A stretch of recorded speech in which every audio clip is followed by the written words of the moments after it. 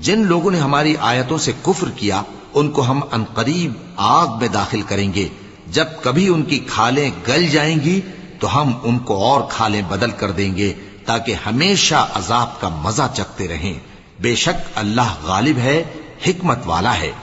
और जो लोग ईमान लाए और अमल नेक करते रहे उनको हम बहिश्तों में दाखिल करेंगे जिनके नीचे नहरें बह रही हैं। वो उनमें हमेशा हमेशा रहेंगे। वहां उनके लिए पाक बीबियां हैं और उनको हम घने साए में दाखिल करेंगे।